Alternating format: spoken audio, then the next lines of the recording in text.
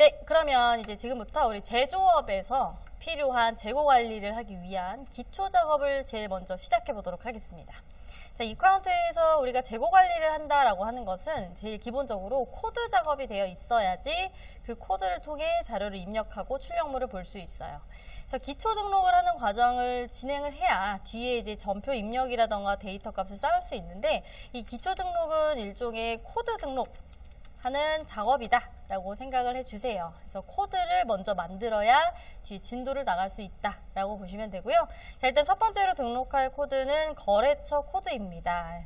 자, 그럼 이제 어떤 업체들을 거래처 코드로 등록해야 되나 이제 궁금한 분들이 생길 수도 있는데요. 자, 이카운트에서 거래처 코드는요, 일단 첫 번째 어떤 업체들을 등록해야 되냐면 매출, 매입처, 가장 기본적인 업체죠. 우리가 원재료를 사오거나 또는 제품 만들어서 판매하는 업체들이 있을 거고요.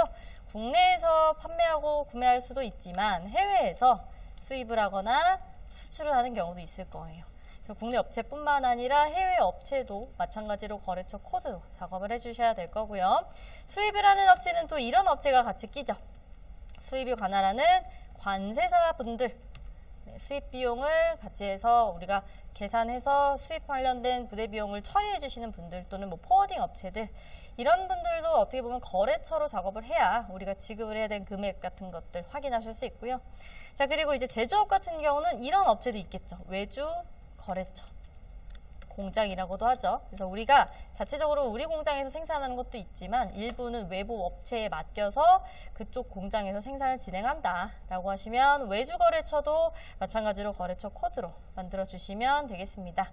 그래서 뭐 이카운트에서 이걸 꼭 거래처로 만들어야 돼요 이렇게 말씀을 드리기보다는 우리가 거래 내역을 관리하는 모든 업체를 거래처 코드로 만들어 놔야 관리대장, 원장이라고 하시죠. 또는 뭐 명세서 관련 출력물들을 뽑아서 만들 수 있어요. 그래서 코드 작업을 거래처부터 진행을 해주시는 거고요. 자, 이 거래처 코드 등록하는 메뉴부터 한번 살펴보도록 하겠습니다. 재고원의 기초 등록의 거래처 등록. 자, 기초 등록의 거래처 등록 메뉴 들어가 보시면 저는 샘플로 좀 몇 개 넣어 놓긴 했는데요. 이제 고객님들께서는 신규 버튼 클릭하셔서 우리 회사의 업체들을 쭉 작업을 해 주실 거예요.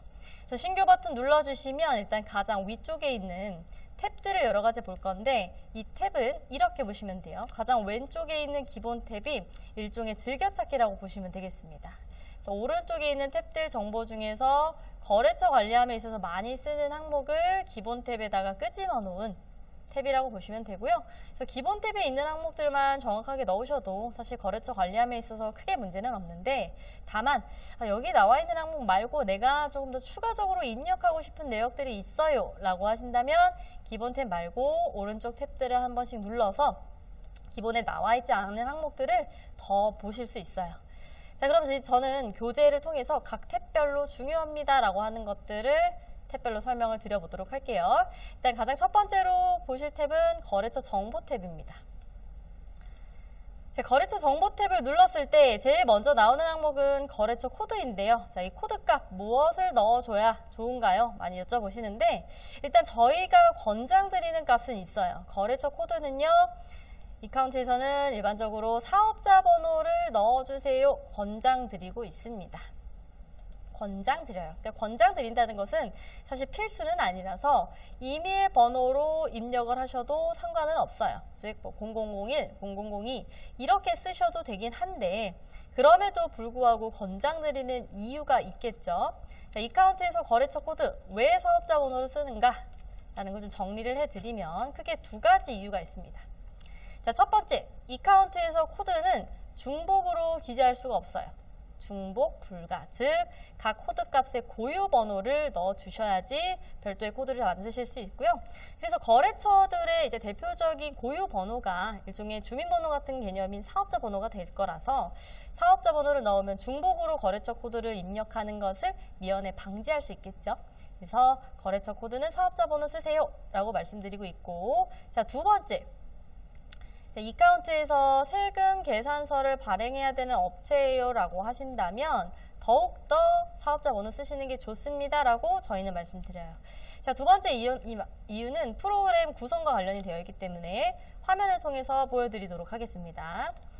자, 그럼 제가 예를 들어서 이카운트라는 거래처 코드를 만들려고 해요. 사업자 번호 10자리를 임의로 넣을 거고요. 상호 이름에다가 이카운트라는 사업장 이름을 넣었습니다. 자, 그리고 우리 거래처 정보 탭을 확대해서 보면요. 자, 밑에 세무신고 거래처라는 항목을 확인하실 수 있는데요. 자, 이 세무신고 거래처라는 항목은 세금 계산서 관련 업무를 하는 메뉴들의 기준이 되는 항목이기 때문에 여기는 업체의 사업자 번호를 정확하게 기재하셔야만 세금 계산서나 홈택스 관련 업무를 정확하게 진행하실 수 있어요. 자, 그런데 이 항목을 잘 보시면 거래처 코드를 동일하게 따라가도록 기본값이 체크되어 있죠. 그 말은 거래처 코드에 사업자 번호를 넣으면 자동으로 세무신고 거래처 항목에도 들어가기 때문에 우리가 값을 또 한 번 여기다가 입력할 필요가 없겠죠. 그래서 사업자 번호를 넣으세요 라고 말씀을 드리고 있습니다. 그래서 우리 사업자 번호를 이제 코드로 넣고 상호를 입력을 했어요. 자, 그 다음에 이제 또 한번 항목 볼게요. 이메일 항목. 자, 이 이메일은 해당 업체의 대표 이메일 외에 추가가 가능하다라는 게 포인트입니다. 그래서 추가가 가능하다는 건 결국 다중 이메일 등록이에요. 다중 이메일이라는 건 하나의 거래처의 담당자가 여러 명이라서 또는 팀이 여러 개라서 각각의 메일 주소가 별도로 있기 때문에 한 업체에 여러 개의 메일 주소를 넣고 싶어요 라고 하셨을 때 쓰실 수 있는 기능이에요. 이 문의가 꽤 많이 들어오는데요. 왜냐하면 이메일 항목을 잘 보시면 넣을 수 있는 칸이 하나밖에 없죠. 그래서 일단 여기다 제일 많이 쓰시는 대표 이메일을 아마 쓰실 겁니다. 뭐 대표적인 게 세금 계산서 또는 많이 쓰시는 게 CS 메일 주소 뭐 이런 거 많이 쓰시는데, 자, 하나를 넣고 제가 이렇게 저장을 했어요. 자, 그러면 이카운트라는 거래처 다시 한번 눌러보시면 이메일 항목에 메일 주소가 들어가 있고요. 자, 여기서 저는 2개 이상의 메일을 넣을 건데요 라고 하시는 분들은 이메일 항목을 이렇게 클릭하시면 오른쪽에 FM 버튼을 확인하실 수 있습니다. 그래서 이 FM 버튼은 마우스 살짝 올려보시면 추가라는 버튼이 나오죠. 이 FM 버튼은 펑션의 약자로서 뭔가 이 버튼을 누르면 추가적으로 기능이 더 들어가 있습니다 라고 이해를 하시고 항목을 한번 마우스로 올려보시면 돼요. 여기는 추가를 할 수 있는 기능이 더 있네요. 추가 버튼 눌러주시면 모바일 이메일 다중 등록이라는 창이 뜨면서 여러 가지 메일 주소를 더 넣을 수 있는 기능이 있습니다. 자, 근데 저는 여기서 조금 더 나아가서 메뉴별 수신자 설정이라는 별도 기능을 또 말씀을 드려볼게요. 자, 이 기능은 어떨 때 많이 활용을 하시냐면 예를 들어서요. 자, 우리 회사가 발주서를 거래처에 보내려고 해요. 자, 그럼 이 발주서는 써볼까요? 자, 이 발주서는 우리 회사 입장에서는 보내는 거면 구매를 하려고 보내는 걸 거고요. 거래처 입장에서는 이 발주서를 어느 부서가 보통 받을까요? 영업팀이 받겠죠. 거래처 입장에서는 우리의 원재료나 부재료를 팔아야 되기 때문에, 자, 그래서 이 발주서는 뭐 회계팀까지 보낼 필요는 없고 우리는 이 출력물만큼은 영업팀의 대표 메일 주소로 바로바로 보낼 수 있도록 일종의 특정 메뉴에 대한 메일 수신자를 각각에 지정할 수 있는 기능입니다. 자, 그 기능 한번 설정해 볼게요. 메뉴별 수신자 설정 버튼을 눌러주시고요. 그 다음 유형명이라는 곳에 수기로 쓰는 값이에요. 그러니까 어떤 설정명을 지정할 건가요? 가장 간단한 건 출력물 이름을 넣으시면 간단하겠죠. 발주서는 어느 메일로 보낼 거냐 라는 의미로 유형을 썼고요. 그 다음 오른쪽에 적용 메뉴 설정이라는 부분에 마우스로 이렇게 클릭해 주시면 실제로 내가 발송할 이카운트의 문서를 선택하실 수 있습니다. 하나만 하실 수는 있는 건 아니고요. 여러 개 다중으로 체크 가능하기 때문에 이 메일 주소는 발주서 또는 뭐 단가 요청 이런 걸 한꺼번에 이 메일 주소로만 보낼 거예요 라는 걸 체크하실 수 있어요. 그래서 저는 구매관리 출력물 중 발주서 메뉴에 발주서라는 걸 체크해서 적용할 겁니다. 자, 적용하신 다음에요. 저장을 해주시면 되고요. 자, 여기서 이제 끝나는 게 아니고 바로 만든 발주서라는 유형이 기본 탭 오른쪽에 이렇게 붙었어요. 자, 그러면 이 발주서 출력물을 보내야 하는 이 거래처의 영업팀 메일 주소를 왼쪽에다가 기재해 주셔야 되겠죠. 성명에다가 저는 영업팀 꼭 이름을 넣으실 필요는 없습니다. 뭐 팀명을 저는 넣고 세일즈 이런 거 많이 쓰시죠. account.com. 자, 그리고 마지막으로 우리가 넣어놨던 영업팀의 메일 주소와 지금 메뉴별 수신자 설정을 통해 만든 발주서가 만나는 이 지점, 여기가 지금 발송 안함으로 되어 있어요. 자, 이 발송 안함 부분을 마우스로 클릭하시면 버튼이 나오고요. 다시 한번 눌러보시면 수신이라는 값으로 체크를 하시면 됩니다. 이 카운트에서 메일 설정을 할 때 수신이라는 값은 기본 메일 설정을 한다 라는 의미예요. 그러니까 기본적으로 모든 출력물에 대한 기본 메일 같은 경우는 이 카운트 처음 넣었던 그 대표 메일이 맞는데 어떻게 보면 이제 예외인 거죠. 예외적으로 발주서라는 출력물은 기본 메일 주소를 영업 팁으로 지정하겠어요. 그럼 이 메일 주소로는 이제 앞으로 발주서는 여기로 하는 거예요. 자, 이런 식으로 설정해 놓으시면 각 출력물별 메일 발송하실 때 조금 더 편리하게 쓰실 수 있기 때문에 메뉴별 수신자 설정이라는 기능까지 추가적으로 한번 살펴봤습니다.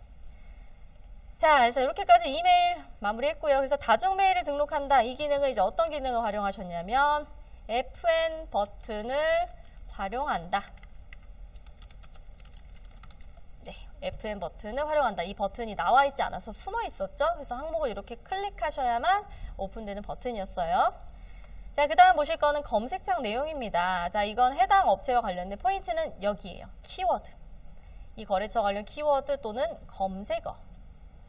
또는 이제 요즘 많이 SNS에서 쓰시는 해시태그 기능이랑 비슷해요 라고 말씀을 드리는데요. 자, 우리가 거래처를 검색할 때 기본적으로는 이제 사업자 번호인 코드나 거래처 이름으로 많이 검색을 보통은 하시죠. 근데 이제 코드는 사업자 번호이기 때문에 많이 외우시지는 못하시고 상호로 보통 많이 부르세요. 근데 예를 들어서 우리 회사가 뭐 정해져 있는 그 명칭, 정식 명칭은 있지만 이 업체를 내부적으로 부르는 별칭 같은 게 있다던가 뭐 예를 들면 VIP 리스트 거래처 뭐 이런 식으로요. 또는 자, 이 카운트에서 메인 매출처 아까 구분 없이 한 곳에서 다 넣는다라고 말씀드렸는데 저는 좀 구분을 하고 싶은 거예요. 그래서 매입처라는 거래처를 딱 치면 매입처 리스트만 쭉 나왔으면 좋겠어요. 이런 식으로 거래처를 검색하는 별도의 키워드 값을 지정하실 수 있는 기능입니다. 자, 그럼 이제 예를 들어서 우리가 하나 만들어 놓은 이카운트라는 프로그램에 대한 검색어를 한번 넣어보려고요. 그래서 거래처 정보라는 탭에서 밑에 쭉 내려보시면 검색창 내용이라고 있을 겁니다. 그래서 우리가 이카운트라는 업체 이름 말고 또 부르는 별칭 넣는 거예요. 예를 들어 여기는 ERP 회사다. ERP 이렇게도 쓸 것 같고요. 여기 본사는 구로에 있던데 라고 하면은 여러 개를 넣으실 경우는 띄어쓰기 한번 하시면 됩니다. 그게 구분값이에요. 그래서 구로에 거래처가 있고요. 그리고 여기는 뭐 우리 회사의 매입처입니다. 이런 식으로 여러 개 키워드 값을 넣으시되 구분은 띄어쓰기로 하신 후에 저장 버튼까지 눌러주시면 됩니다. 자, 저장 버튼까지 눌러서 이제 설정이 완료됐죠. 자, 그럼 제가 어떤 식으로 활용을 해볼 거냐. 거래처 리스트 오른쪽에 보시면 서치 버튼 왼쪽 보이시죠? 여기가 검색창이에요. 그래서 이 검색창에다가 제가 이름으로 치지 않고 우리 회사의 매입처 리스트만 한번 볼까? 라고 매입처 키워드를 넣고 엔터를 치게 되면 검색창 내용에 매입처로 걸려있는 업체들을 필터해서 보여줄 겁니다. 자, 지금은 업체가 하나만 매입처로 달려 있어서 한 줄만 나오지만요. 여러 개의 업체를 동일한 검색창 내용 걸어 놓으면 그 업체들만 쭉 뜨겠죠. 키워드 값 또는 뭐 검색어 이런 거 쓰시는 검색창 내용 기능 한번 살펴봤고요. 자, 네 번째 외화 거래처. 자, 이건 이제 국내 업체도 있을 수는 있겠죠. 어쨌건 이 거래처와 외화로 왔다 갔다 거래를 한다 라고 했을 때 이 업체에서 활용하는 외화 코드를 지정해 놓으시는 게 외화 거래처라는 항목입니다. 자, 이번에 또 볼게요. 자, 재고 1에 거래처 등록 계속하고 있었죠? 저는 이카운트라는 업체 계속 등록할 거고요. 자, 이 업체는 USD 달러로 거래하는 업체이래요. 그래서 우리는 거래처 정보 탭을 눌러서 밑으로 내려가 보시면 정보 탭 중간에서 조금 더 내려가 보셨을 때 외화 거래처라는 항목이 있습니다. 자, 기본 사용 안 함은 외화를 사용 안 한다 라는 의미로 국내 업체를 일으켜서 넣어주시면 되는 거라 국내 업체는 따로 바꾸실 필요는 없으세요. 자, 그래서 이 거래처는 예를 들어서 달러로 거래하는 업체입니다.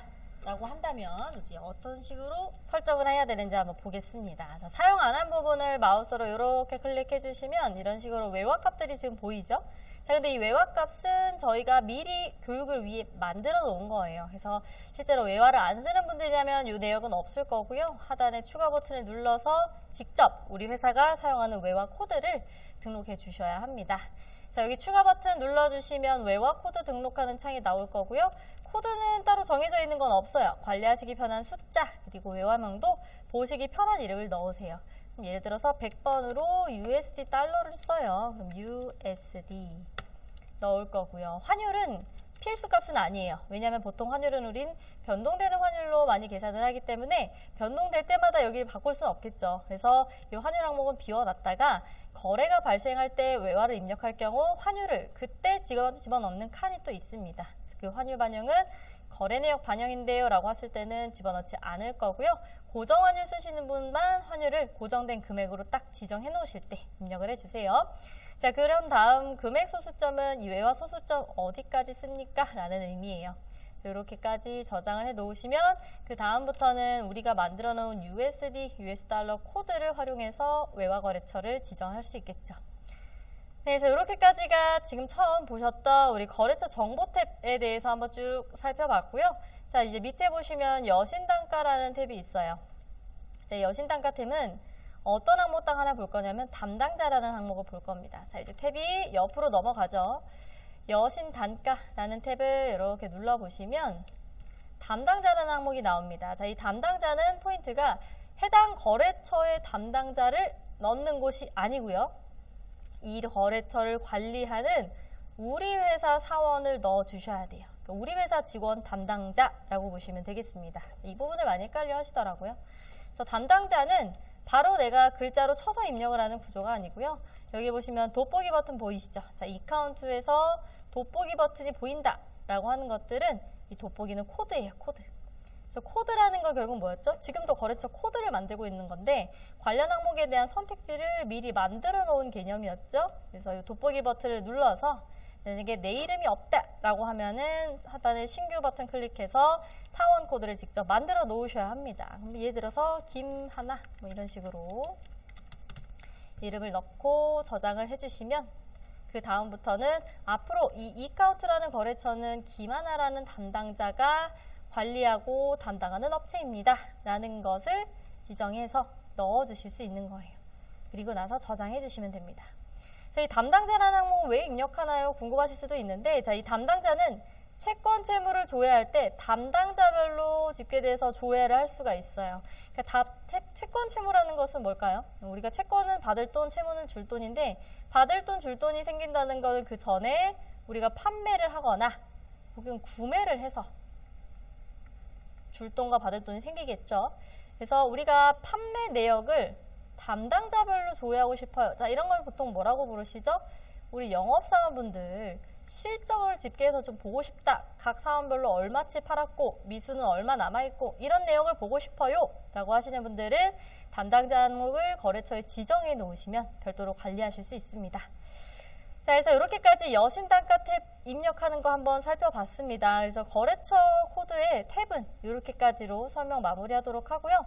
자, 이제 밑에 보시면 입력 항목의 탭 이동이라는 거 볼게요. 자, 여기는 탭에 대한 설명은 아니고요. 탭에 대한 설정입니다. 탭 설정. 뭔가 세팅과 관련된 것을 이제 한번 알려드려 볼 거예요. 세팅.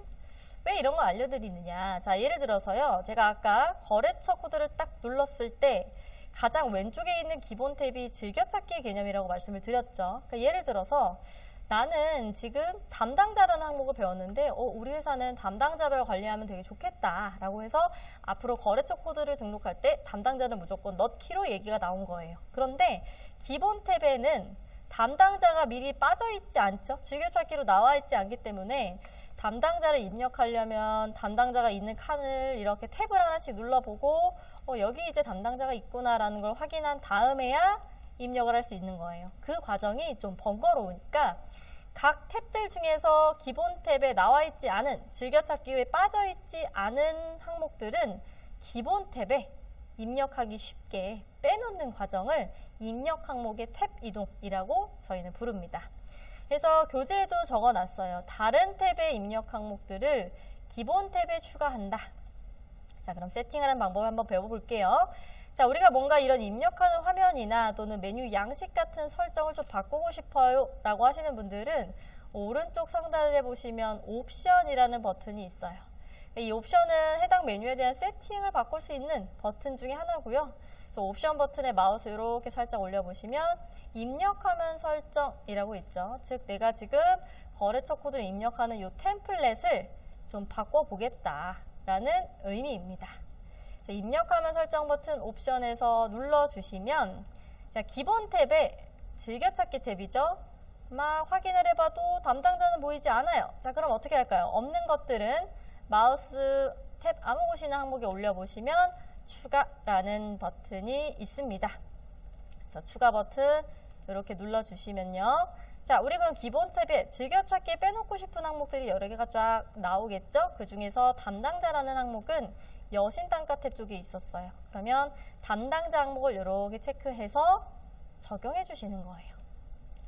자, 그러면 담당자라는 항목이 기본 탭에 이렇게 추가가 됐고요. 혹시 이제 위치를 좀 왔다 갔다 조정해서 좀 위쪽에다가 보이게 하고 싶은데요 라고 하시는 분들은 마우스 살짝 눌러서 이런 식으로 왔다 갔다 변경하실 수도 있습니다. 그리고 나서 저장해 주시면 그 다음부터는 거래처를 코드를 누르거나 아니면 신규로 거래처 등록을 할 때 담당자 항목이 바로 기본 탭에 빠져 있기 때문에 어디에 있는지 찾거나 또는 입력을 누락할 걱정이 없겠다라는 기준으로 옵션 세팅 방법을 한번 배워봤습니다. 자, 그래서 이렇게 우리가 옵션에서 입력하면 설정을 배우는 이유는요. 일단 크게 두 가지가 이유인데 첫 번째는 이런 경우였죠. 자주 쓸 것 같다. 그래서 입력할 때 바로바로 넣겠다. 라고 하실 때 이제 첫 번째 넣으시는 거고요. 두 번째는 엑셀로 자료를 올릴 때 기본 탭에 있는 항목만 불러오기가 가능해요. 자, 엑셀 자료 올리기 이건 어떤 의미냐면 우리가 예를 들어서 품목 리스트를 이렇게 갖고 있어요. 엑셀로요.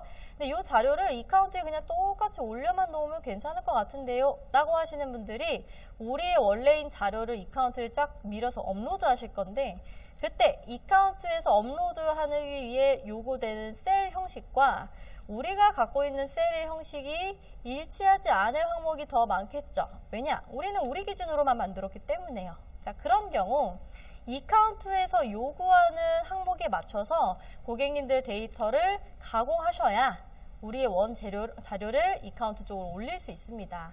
그럼 이제 이카운트에서 요구하는 셀의 형식은 무엇인가에 대해서 좀 궁금하실 수 있는데 자, 요 기본 탭 보이시죠? 네, 요 기본 탭 즐겨찾기 탭에 나와 있는 요 항목들이 전부 다 엑셀 셀로 쫙 옆으로 넘어가요. 그래서 기본 탭에 항목이 빠져 있어야 엑셀로 자료를 업로드할 수 있는 칸이 생긴다 라고 생각을 해주시면 되겠고요. 이 엑셀 자료 올리기 기능은 제가 뒤에서 조금 더 자세하게 설명드릴 거기 때문에 지금은 옵션에서 입력하면 세팅을 내가 직접 할 수 있구나 정도의 기준으로만 알아주시면 좋을 것 같아요. 그래서 이렇게까지가 거래처 코드 등록 그리고 입력 항목 탭 이동 탭 설정 방법에 대해서 한번 배워봤습니다. 자, 이제 다음 페이지 넘어가서요. 창고 등록 한번 보도록 하겠습니다. 자, 이름은 창고 등록이라고 되어 있지만 이제 우리는 제조업이기 때문에 공장 등록도 여기서 하셔야 돼요. 그래서 우리 회사의 원재료 창고, 반제품 창고 또는 생산 공장들을 창고 등록이라는 메뉴에서 창고 코드로 만들어 주셔야 되고요.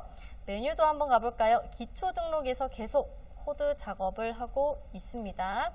자, 이번엔 거래처는 종료하고요. 자, 재고원의 기초 등록 메뉴에서 창고 등록. 자, 창고 등록 눌러보시면 기본 샘플로는 저희가 본사 창고라는 코드는 하나 만들어 놨을 거예요.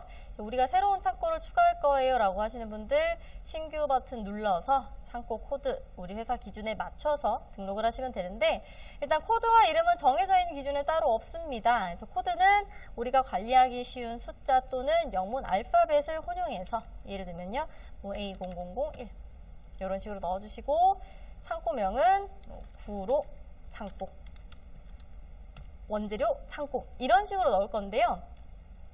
자, 근데 보면은 지금 본사 창고라는 걸 하나 만들어져 있어서 이번엔 제가 공장으로 한번 만들어 볼게요. 이번에는 구로 창고가 아닌 공장. 자, 공장도 이쪽에서 등록을 다 하셔야 합니다. 창고 등록이라고 메뉴명은 나와 있지만 공장 작업도 동일한 곳에서 하셔야 합니다. 창고 코드 같은 경우는 글자 제한이 있어요. 5자리 한도 내에서 영문 숫자 넣으시고 20자리 한도로 창고명을 기재하시고요. 자, 그리고 이제 우리가 제조업이기 때문에 이 구분값을 잘 보셔야 돼요. 자, 일단 제가 제조업이기 때문에 라고 말씀드린 이유는 유통업 같은 경우는 하나의 구분만 씁니다. 창고만. 그럼 제조업은 왜 이 세 가지를 다 봐야 되느냐? 자, 그 기준을 저희가 밑에다가 써놨어요. 창고, 공장, 공장 외주비 관리의 차이점. 자, 일단 창고는요, 기본적인 입출고 관리 저장 공간이에요. 즉, 여기서의 포인트는 창고는 단순히 재고를 이렇게 쌓아놓는 메뉴이기 때문에 생산의 기능은 들어가 있지 않아요. 여기서 뭘 만든다거나 조립하거나 이런 과정은 할 수 없고 단지 재고만 입고시켰다가 출고시키고 이런 식으로 재고만 왔다 갔다 하는 쌓아놓는 저장 공간의 개념이에요. 그래서 유통업 같은 경우는 직접 생산하는 업체가 아니죠. 다 만들어져 있는 걸 그대로 샀다가 다시 출고해서 팔고 이런 형태이기 때문에 창고라는 코드를 쓰실 거고요. 그렇지만 우리 제조업은 이제 공장이라는 개념을 더 잘 봐야겠죠. 자, 공장은 크게 공장과 공장 외주비 관리 두 가지가 있는데 이 공장이라고 되어 있는 건 우리 공장인 거고요. 공장 외주비 관리는 내가 별도의 비용을 주고 생산을 맡기는 거니까 거래처의 공장이 되겠죠. 자, 우리 회사의 공장과 거래처 공장의 가장 큰 차이는 외주비 관리를 하냐 안 하냐의 차이예요. 그래서 공장이라고 하면요. 기본적인 창고의 속성은 다 가져갑니다. 입고와 출고 다 할 수 있고 재고 쌓아놓는 기능 다 되는데 추가적으로 이런 기능이 들어가요. 생산 관리. 즉, 이 공간에서는 우리의 제품이나 반제품들을 직접 조립을 하거나 또는 뭐 생산을 해서 만들 수 있는 처리 공간의 기능이 있기 때문에 공장이라고 하신 분들은 제조 쪽에 가까운 분들이 더 많이 하시겠죠. 그래서 우리 여기서 뭔가 원부자재 투입해서 제품을 만드는 곳인데요. 우리 회사 공장이니까 그냥 공장으로 체크할지 아니면 외주비 관리는 공장의 속성은 똑같이 갖고 있는데 다만 외주비 관리를 한다라는 차이가 있어요. 그러니까 이 외주비는 뭐죠? 내가 이 하나를 우리가 직접 생산을 못해서 외부 거래처가 따로 지어놓는 공장에다가 맡기는 거예요. 그럼 우리가 생산을 맡기는 거기 때문에 원부자재를 우리가 산다고 해도 그걸 조립하거나 포장하는 과정은 그 거래처의 직원들이 해주겠죠. 그러면 이 포장과 조립에 발생하는 그 내용에 맞춰서 외주비라는 게 청구가 될 거예요. 아, 이거 하나 조립하는데 우리 인력 이렇게 들어갔으니까 외주비 두세요. 비용과 관련된 부분이죠. 그래서 외주비 관리를 할 수 있는 기능은 공장 외주비 관리라고 체크를 해주셔야 하겠습니다. 자, 그러면 제가 공장을 한번 하나 넣어볼게요. 구로 공장으로 넣고요. 자, 그리고 구분값을 저는 창고가 아니라 이제 공장으로 체크를 해야겠죠. 근데 공장으로 체크를 하시면 밑에 보이지 않던 항목이 하나 나와요. 생산 공정. 자, 이 생산 공정은 굉장히 중요합니다. 특히 이 공정은 제조업에서 키값으로 들어가는 항목이기 때문에 우리 회사가 제조업이고 공정별 관리하고 있어요 라고 한다면 정확히 구분해서 넣어주셔야 이 카운트에서 재고나 원가 관리를 정확하게 하실 수가 있어요. 자, 일단 생산 공정이라는 건 어떤 의미냐면요. 쉽게 말하면 생산 공정, 자, 여기 있죠. 생산하는 행위명이에요. 그러니까 우리가 뭔가 이런 걸 만들면 그런 만든다고 할 때 그 별칭 또는 명칭이 뭐냐? 대표적인 게 뭐 조립, 소분, 포장 이런 것들이 있겠죠. 그래서 우리 생산행위의 명칭을 공정이라는 값으로 자, 돋보기 버튼이 나오죠. 코드로 먼저 만드시는 게 1번입니다. 회사마다 생산하는 제품은 다를 거고 그럼 생산에 따른 공정도 다 다르겠죠. 돋보기 버튼 이렇게 눌러주시면 자, 저는 오늘 이제 샘플로 어떤 생산업체냐면 김치를 생산하는 제조업체입니다 라는 것을 전제로 제가 설명을 드릴 거예요. 그래서 저희 회사는 두 가지의 공정이 있어요. 양념과 포장. 자, 먼저 배추를 사서 절이고 양념을 버무리는 양념 공장 한 번과 요 양념된 김치를 그대로 보내서 포장지를 씌워서 묶어서 박스까지 딱 붙여서 만드는 포장 공정. 이란 두 가지 공정이 존재하는 거죠. 그래서 고객님들께서는 왼쪽 하단에 신규 버튼 클릭하셔서 이제 우리 회사에서 사용하는 공정명을 직접 만들어 주셔야 합니다. 자, 생산 공정명 코드는 정해져 있는 기준은 따로 없고요. 뭐 예를 들어서 우리 회사는 조립을 합니다. 넣어주실 거고. 자, 순번은 일단 기본은 비워놓으실 수는 없기 때문에 1을 넣으실 거예요. 자, 우리는 하나의 공정으로 생산이 모두 끝난다. 그럼 1로 마무리가 되겠지만 다공정 품목이라고 하죠. 그래서 양념을 하고 그 다음 포장한 다음에 완제품 생산. 그럼 두 번의 공정이 발생을 하기 때문에 그때 생산 순서에 맞춰서 순번을 넣어주시면 되겠습니다. 이 순번 같은 경우는 추후에 우리가 제조, 즉 생산과 관련된 전표를 다 입력한 다음 마지막에 결론적으로 보는 데이터, 원가죠. 하나의 제품 만들 때 얼마의 원재료, 부재료 비용이 들어가서 원가가 만들어졌다 라는 의미인데 그 원가 생성의 순서가 이 순번을 따라가기 때문에 우리가 공정별 원가 생성을 정확하게 해야 돼요 라고 하시는 분들은 순번을 잘 맞춰서 입력해 주셔야 되겠죠. 그리고 나서 저장해 주시면 끝이에요. 자, 그래서 저는 이제 조립 공정이라는 한 거 넣어서 입력하는 걸 보여드렸는데, 자, 근데 이런 케이스가 있어요. 자, 예를 들어서 어떤 경우가 있냐? 제가 하나 예시로 말씀을 드려보면, 자, 이런 경우죠. 자, 우리 회사는요, 이걸로 볼게요. 자, 우리 회사는 공장은 한 군데예요. 물리적인 위치는. 그런데 보통 생산 라인이라고 부르시죠. 한 공장에서 양념도 하고, 그 다음 포장으로 보내서 공정이 한 공장에서 2가지 이상 발생하고 있네요. 자, 그럼 이건 어떻게 넣어야 되나요? 라고 질문을 주십니다. 그냥 우리가 하나의 공장에 2개 공정 달면 되는 거 아닌가? 이렇게 생각하실 수도 있는데 잘 보시면 이카운트에서 하나의 공장에는 여러 개의 공정을 체크할 수 없습니다. 즉 하나의 공장에는 무조건 하나의 공정만 연결할 수 있어요. 자, 그래서 우리가 공장을 하는데 공정 2개인데요. 그럼 어떻게 해야 되나요? 공장 코드를 2개 만드셔야 되는 거예요. 그래서 우리가 구로 공장은 한 곳인데 이름이 똑같으면 헷갈리니까 저는 뒤에다가 공정명을 넣을 거예요. 양념. 자, 이런 식으로요. 그리고 두 번째, 자, A 2번. A0002번으로 똑같은 공장이니까요. 이름도 전 똑같이 쓰려고요. 구로 공장. 근데 여기서는 포장을 한다. 포장. 자, 이렇게 넣어주시고, 자, 이번에 공장 똑같이 맞죠? 우리 공장인데 공간은 한 곳. 그리고 이제 공정을 뭘 넣어주셔야 될까요? 두 번째 공정인 포장 공정을 이렇게 넣어놓고 저장해 주시면 되세요. 즉, 한 곳의 공장에서 공정이 2개가 이루어진다. 그럼 요거 하나 필기해 볼게요.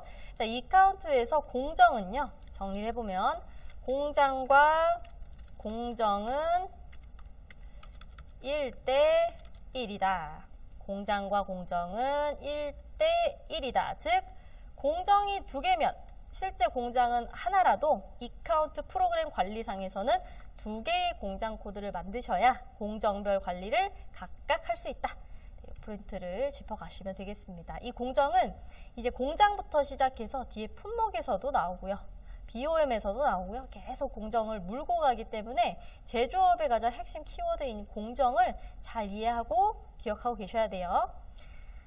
자, 그래서 여기 밑에 보시면은 이제 우리 공장 하나 등록했고요. 공정도 연결했죠. 그리고 세 번째, 자, 이번에 우리 회사의 공장이 아닌데요 라고 했을 때 입력하는 창고 코드를 또 한번 넣어 보겠습니다. 이번에는 B0001.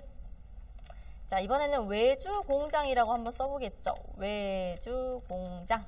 네, 이렇게 넣어주시고요. 자, 이번에는 우리 공장 아니고 거래처 공장이라 외주비 관리를 하겠죠. 그러면 생산 공정은 똑같아요. 자, 공정의 속성은 그대로 갖고 간다라고 했으니까 공장 넣는 거랑 동일하게 생산 공정을 똑같이 넣을 겁니다. 예를 들어 포장 일부는 외주를 맡긴다. 그럼 포장 공정을 또 걸고요. 자, 그 다음 외주 거래처 코드. 자, 어느 업체에다가 외주를 맡기는가요? 라는 의미죠. 그래서 여기는 어떤 값이 나오는 곳이냐면 거래처 코드를 검색해주는 곳이에요. 즉, 내가 외주 거래처를 입력하려면, 외주 공장으로 연결하려면 거래처 코드를 먼저 등록해 놔야 공장 작업을 할 수 있다 라는 게 포인트예요. 그래서 교재에도 보시면 외주비를 관리하는 공장은 거래처 등록이 되어 있어야 됩니다 라고 적혀 있네요. 그래서 앞에 제가 거래처 등록을 할 때도 외주 거래처도 꼭 코드 작업하세요 말씀드리는 거예요. 그래서 어느 업체에다 외주비를 줄 건가요? 우리는 네오아시아라는 업체에다가 외주비 줄 겁니다. 넣어주시고 저장해 주시면 됩니다. 자, 그래서 이렇게까지 우리 세 가지 구분값 창고, 공장, 공장 외주비 관리에 따른 창고 코드, 공장 코드 만드는 흐름에 대해서 살펴봤었습니다. 그래서 공장은 이렇게 마무리하도록 하고요. 그 다음 품목으로 넘어가 보겠습니다. 자, 그러면 이제 우리 마지막 코드 작업 중에 하나죠. 품목 등록이라는 메뉴 보도록 하겠습니다. 사실 이 코드가 등록할 게 제일 많기도 하고 또 확인해야 되는 항목들이 많기 때문에 우리 품목은 조금 더 집중해서 한번 보도록 할게요. 자, 우리 회사가 제품을 만들기 위한 원재료나 부재료 또 그걸 투입해서 만드는 반제품이나 제품, 즉 우리가 재고 관리하면서 생산 관리하는 모든 품목을 다 등록을 해 주셔야 되는 부분이 이 품목 코드 등록인데요. 자, 메뉴 한번 가보도록 하겠습니다. 기초 등록에 품목 등록 신규, 그대로 한번 가볼까요? 재고원의 기초 등록에 품목 등록. 자, 품목 등록 메뉴에 들어가서 이제 우리 회사에 관리하는 품목 코드 작업 해주시면 되는 건데요. 자, 밑으로 내려가 보시면 신규 버튼 보이시죠? 그래서 신규 버튼 클릭해 주시면 자, 여기도 마찬가지로 거래처와 비슷하게 탭이 또 여러 가지 만들어져 있죠. 자, 저는 또 이번에도 탭별로 중요한 항목들 설명드리도록 하겠습니다. 자, 첫 번째 품목 정보 탭에서 나오는 제일 먼저 항목은 품목 코드입니다. 자, 이 품목 코드는 우리가 관리하기 쉬운, 따로 이카운트에 이런 식으로 코드를 짜야 합니다라는 기준이 없기 때문에 20자리 한도 내에서 자유롭게 임의로 설정해 주시면 되겠습니다. 글자 숫자 한도는 있어요. 근데 보통 코드는 한글로 하시는 편은 아니고요. 영문 숫자를 넣는 것을 권장드리고 있습니다. 나머지 한글과 관련된 부분은 이름에다가 쭉 넣어주세요. 그래서 품목 코드는 특수 문자를 넣는 것을 권장드리진 않는데 대신에 하이픈이나 언더바 정도는 괜찮아요. 그래서 우리가 뭐뭐-1, 뭐뭐-2 정도는 괜찮지만 뭐 예를 들어서 샵이라던가 이런 특수 기호는 또 권장드리지 않는 편이라서 하이픈 언더바만 써주세요. 그래서 품목 코드와 품목명 이런 식으로 쭉 입력이 되었을 거예요. 자, 저는 그러면 하나를 예시로 보여드리도록 하겠습니다. 자, 예를 들어서 이제 저희 회사는 열무김치를 만드는 회사라서 열무김치라는 코드를 한번 만들어 보려고요. 그래서 열무김치 뭐 이런 식으로 저는 앞에 영문으로 약자를 땄고요. 품목명은 열무김치라고 입력을 했습니다. 조금 더 자세하게 포장된 열무김치라고 넣어보려고요. 그래서 포장 열무김치. 자, 밑에 규격과 단위는 이제 규격은 일종의 스펙 값이에요. 옵션 값이라고도 또 부르시죠. 그래서 해당 품목의 중량, 사이즈, 색상, 원산지 이런 것들 넣어주시면 되고요. 예를 들어 포장된 열무김치니까 우리는 1kg짜리 포장된 걸 한 팩 단위로 팔아요 라고 한다면 규격에는 1kg. 근데 재고 관리를 1kg로 하는 건 아니죠. 1kg짜리를 이렇게 팩 단위로 묶어서 파는 거기 때문에 단위에다가 팩이라고 넣어주시면 되겠습니다. 자, 그리고 밑에 보시면 품목 구분값이라고 나와 있는데요. 자, 제조업은 이 6가지 품목값을 구분값을 잘 보고 선택해 주셔야 합니다. 자, 이 품목 구분값 6가지를 나눠 놓은 기준을 저희가 교재에 적어 놨어요. 그래서 자, 일단 제일 먼저 기본값으로 체크되어 있는 상품 같은 경우는요. 유통업에서 관리하는 기준이에요. 상품은 우리가 만든 것이 아닙니다. 다 만들어져 있는 걸 그대로 구매해서 그대로 판매하는 목적의 완제품인데 중요한 건 우리가 만든 완제품이 아니라 다 만들어져 있는 걸 그대로 사오는 품목의 구분값이라고 보시면 되겠습니다. 자, 그리고 이제 무형상품 같은 경우는 상품의 속성은 맞지만 무형이죠. 말 그대로 눈앞에 보이지 않은 무형의자와 관련된 품목 코드를 넣어주시면 되는데요. 대표적으로 수리비, 애누리, 출장비 이런 뭔가 서비스 관련된 품목들이 있을 거고요. 또 대표적으로 많이 하시는 게 택배비도 있죠. 또 우리가 명세서나 발주서나 이런 것들 택배비에 써줘야 돼요 라고 하신다면 이 품목은 비록 재고 관리를 하는 품목은 아니지만 그래도 우리가 출력물 또는 데이터에 입력해 줘야 되는 자료이기 때문에 마찬가지로 무형상품이라고만 체크를 해주시면 돼요. 자, 무형상품은 재고 현황을 따로 체크하지 않습니다. 어차피 보이는 품목이 아니라서요. 그래서 이력관리 목적의 품목이라고 보시면 되겠습니다. 자, 그러면 이제 우리 제조업에서 보셔야 될 건 구체적으로 더 어느 쪽에 가깝냐면 이제 원재료와 제품 이렇게 4가지를 보실 건데요. 자, 일단 원재료와 부재료는 같은 속성을 갖고 있어요. 프로그램 상에서는요. 즉 우리가 생산에 투입하는 소모 품목의 개념으로 입력을 해주시는 거예요. 자, 제품 생산에 투입되는 원물이나 원료, 원자재 등을 보통 원재료라고 하시고요. 제품 생산에 투입되는 부자재, 뭐 대표적인 게 휘발유, 뭐 스티커 또는 포장재, 박스 이런 것들이 있겠죠. 그래서 이걸 원재료로 볼지 부재료로 볼지라는 것은 이제 고객님들께서 우리 회사 기준에 맞춰서 골라주시면 되는 거고요. 여기서 중요한 거는 소모되는 투입하는 품목으로만 프로그램을 인식을 한다라는 기준만 잘 알아주시면 될 것 같습니다. 자, 그리고 내가 원재료랑 부재료를 투입해서 그럼 뭘 만들까요? 최종적으로 제품을 만들겠죠?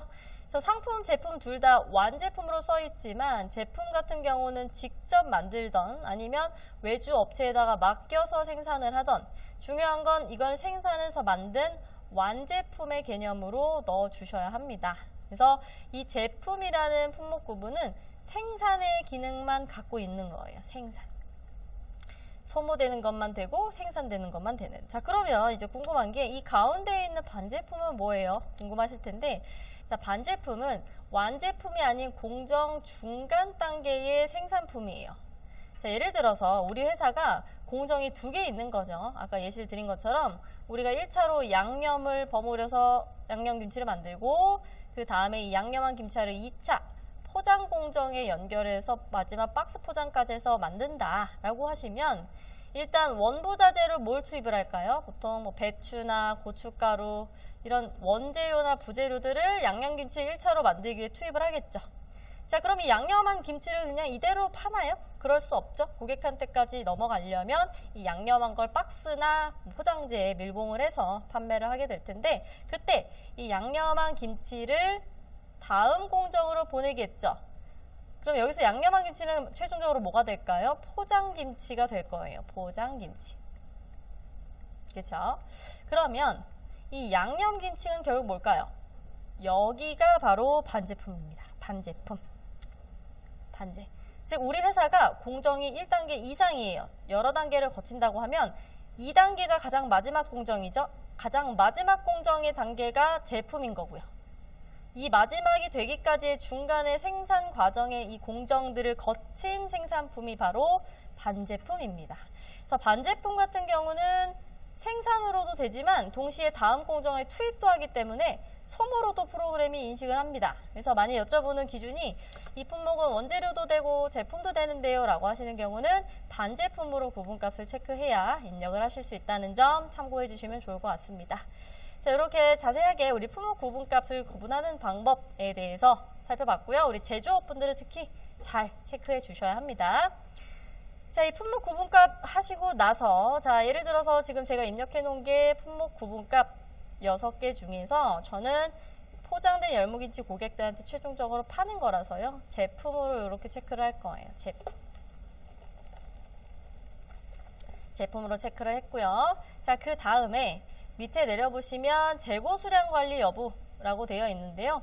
2개 중에 하나를 선택하시면 돼요. 결국 재고 수량 관리를 사용하냐라는 건 재고 관리 하겠다라는 의미고요. 사용 안 하면 재고 파악 안 할 거예요 라는 의미입니다. 그래서 여기도 해당하는 품목 사용이면 재고 수량 관리, 사용 안 하면 사용 안 함. 그러면 어떤 품목의 경우 사용 안 하면 할 수 있나요? 자, 이런 경우가 있어요. 우리 회사가 이제 부재료라는 개념으로 볼트나 너트 같은 것들을 관리를 하고 있는 거죠. 그런데 이 볼트 너트가 너무 작아서 이건 재고 파악하기가 힘들다. 그래서 우리가 입출고 생산을 아무리 잡아도 재고는 맞지 않기 때문에 그냥 요건 재고 파악 안 하는 걸로 하겠다.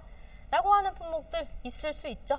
이런 내역들은 재고 수량 관리를 사용 안 함으로 체크하시게 되면 그때 재고 현황이란 출력물을 볼 때 기본적으로 띄우지 않습니다. 관리를 안 한다고 프로그램이 알고 있기 때문에요. 그렇다고 재고 파악만 안 하는 거지 입력이 안 되는 건 아니기 때문에 우리가 이력 관리나 어쨌건 수량 투입 이런 내역 관리는 해야 돼요 라고 하시면은 부재료를 해놓으시되 재고 수량 관리를 사용 안 함으로만 바꿔주시면 되겠습니다. 자, 저는 제품으로 이렇게 입력을 해놨어요. 자, 그리고 또 이제 중요한 항목들. 자, 생산 공정. 자, 여기에서도 나오죠. 생산 공정. 자, 아까 우리가 품목 구분을 넣을 때 원재료, 부재료, 반제 제품, 제조업은 이렇게 4가지를 짝꿍으로 봤는데 일단 이 생산 공정은 모든 품목에 다 넣지는 않고요. 반제품과 제품에 대해서만 공정을 연결해 주시면 됩니다. 원재료랑 부재료는 넣으실 필요가 없어요. 자, 반제품과 제품은 결국 뭐죠? 우리가 무언가를 투입해서 만드는 생산품이죠. 그래서 이 생산품이란 건 어떤 과정을 통해서 만들어졌는가 이기 때문에 그 과정에 해당하는 공정을 같이 연결해 주셔야 품목의 공정별 관리를 하실 수 있습니다. 즉 포장 김치라고 하면 포장을 해서 만드는 거고 양념 깍두기라면 양념해서 만드는 거겠죠. 그래서 포장 깍두기, 포장 열무김치라고 하면 저는 제품으로 넣을 거고요. 밑에 생산 공정이라고 있어요. 자, 그러면 여기 돋보기 버튼 눌러보시면 아까 우리가 공장 코드를 입력했을 때 활용했던 공정을 여기서 또 넣어주시는 거예요. 그래서 우리가 이건 포장해서 만드는 제품이에요 라는 것을 연결하시고 저장해 주시면 됩니다.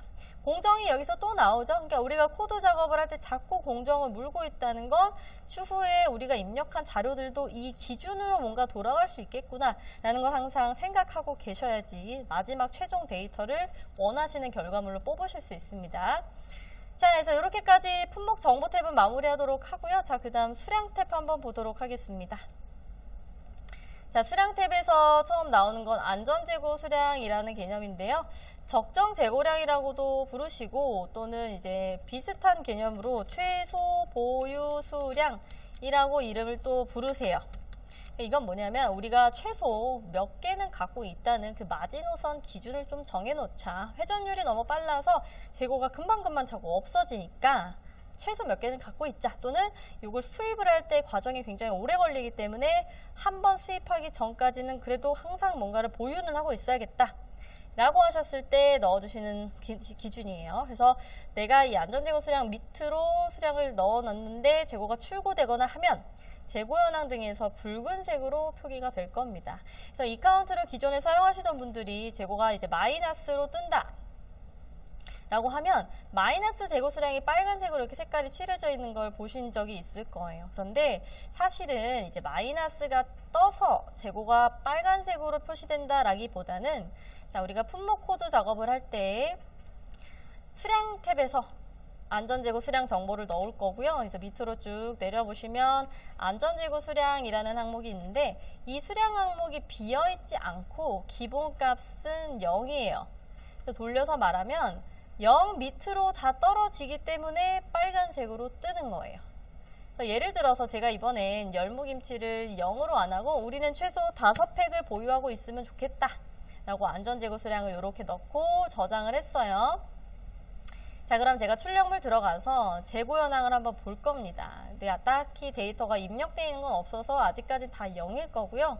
재고 수량 0도 포함해서 보려고 저는 재고 수량에 FM 버튼 클릭해서 0 포함이라는 걸 눌러서 체크를 할 겁니다.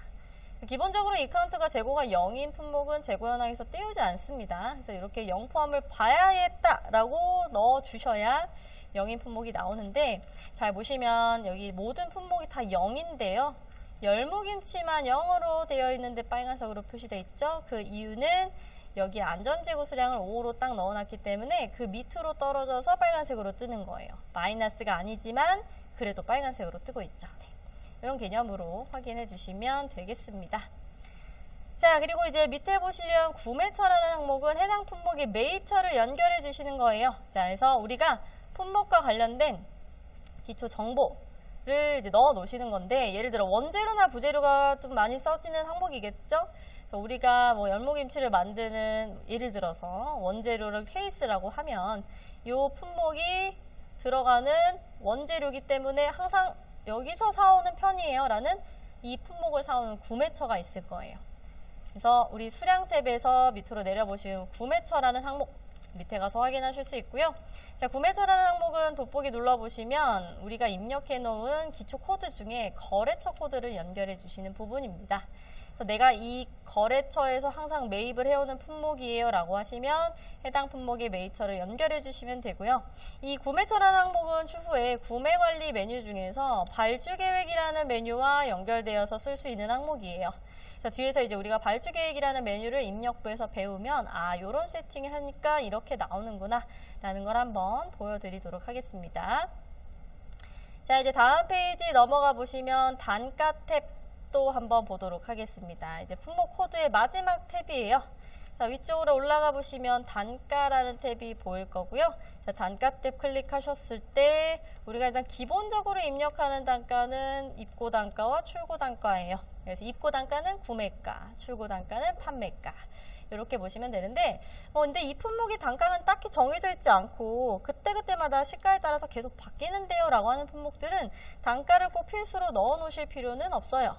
공란으로 놔둬서 단가표는 비워 놓으셨다가 나중에 구매나 판매 내역을 입력할 때 내가 직접 단가를 수기로 변경해서 거래 장부를 찍을 수 있기 때문에요.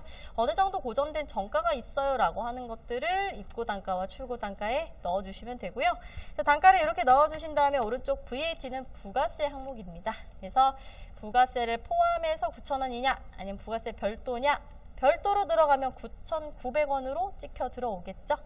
어떤 기준으로 잡을지 한번 쭉 보신 다음에 저장을 해주시면 돼요. 이게 이제 가장 기본적인 단가예요. 입출고 단가. 기본으로 사용한 기본 단가다. 이렇게 보시죠. 자, 그런데 이제 밑에 보시면 단가 A부터 J라는 항목이 또 있어요. 자, 이건 뭐냐면 내가 위쪽에서 입력한 기본 출고 단가, 입고 단가 외에 추가로 사용하는 단가가 있어요. 자, 예를 들면 우리 회사가 입출고하는 금액도 있지만 예를 들어 판매를 할 때요. 판매 채널별로 금액이 조금씩 다른 거죠. 예를 들면 소매로 판매할 때는 10,000원인데 도매가는 8,000원, 인터넷은 8,500원 이런 식으로요. 각각의 품목에 대한 여러 가지 단가가 있어요 라고 하시면 기본 단가 외에 밑에 A부터 J라는 항목에 단가를 더 넣으실 수 있어요. 그런데 이제 문제는 나는 도매가를 A에 넣는데 어떤 직원은 B에 넣고 이런 식으로 좀 헷갈릴 수 있기 때문에 이 단가 A부터 J라는 이름도 우리 회사의 기준에 맞춰서 변경할 수 있어요. 자, 뭔가 입력하는 화면의 세팅을 바꾼다라고 하면 어디서 하셨죠? 옵션이라는 버튼을 누르시면 입력화면 설정이라는 곳에서 이 템플릿의 양식을 또 우리가 직접 바꾸는 겁니다. 그래서 옵션에 입력화면 설정 눌러주시면 자, 우리 단가 탭에서 보고 있었고요. A부터 J인데 자, 저는 A를 도매가라는 이름으로 바꾸려고요. 그럼 단가 A라는 항목에 설정 버튼 누르시면 표시명을 수기로 타이핑해서 넣어주시는 거예요. 원래는 저희가 A라고 만들어놨지만 여기는 도매가다. 이렇게 이름을 바꾸면 템플릿의 항목명이 바뀌죠. 그리고 나서 저장하시면 됩니다. 자, 그러면 제가 여기다가 이제 두 개의 단가를 넣어 볼 거예요. 우리가 이 케이스를 원재료로 사오는 건데 기본적으로 구매할 땐 9,000원에 부가세 별도로 사오지만 도매로 사올 땐 조금 더 싸게 사오는 거죠. 8,000원에 사온다. 그럼 두 가지 가격을 제가 이렇게 저장을 해놨어요. 자, 그러면 추후에 우리가 이 원재료를 샀어요 라는 걸 입력하는 구매 입력 메뉴를 들어가서 제가 기본적으로 케이스라는 품목을 넣었을 때는 제일 먼저 나오는 단가는 9,000원입니다. 즉 입고 단가에 넣어놨던 금액이 가장 기본적으로 땡겨오는 금액이에요. 자, 그런데 우리는 이 금액 말고 도매가로 저는 바꿔서 쓰고 싶은데요 라고 하신다면 돌아가서 다시 도매가를 이렇게 다 찾아서 변경하느냐, 그렇게 안 하시고 도매가 적용을 해야 되는 품목을 왼쪽에 체크하신 다음에 중간에 보시면 단가 변경이라는 항목이 있습니다. 자, 여기 체크하시면 전체라고 나올 텐데요. 이 전체 부분 마우스 클릭하시면 입고 단가 외에도 제가 A부터 J 설정해 놓은 단가를 고를 수 있어요. 출고나 입고를 잡을 때요. 그래서 도매가라고 적용을 하겠습니다. 눌러주시면 아까 우리가 도매가로 입력한 금액을 단가 항목에 물어줄 거예요. 그래서 우리가 어떤 단가 지정을 해놓고 어떤 메뉴를 쓸 때 이 단가를 어떻게 적용을 시키느냐에 맞춰서 기본 단가 외에도 추가적인 단가 설정을 할 수 있다. 이렇게 확인해 주시면 되겠습니다. 자, 단가는 이렇게 마무리하도록 하고요. 사실 저희가 단가 세팅과 관련된 내용이 좀 더 많은데 오늘은 교육 시간 여건상 다 하지는 못하고요. 그래서 단가 설정 관련해서 좀 더 자세히 알고 싶으신 분은 지금 보고 계시는 교재 가장 마지막 파트 가보시면 단가 설정 방법을 정리해 놓은 부록이 따로 있습니다. 그 부록 참고하셔서 우리 회사 기준에 맞는 단가 세팅을 직접 한번 해보시는 것도 권장드리고 있습니다.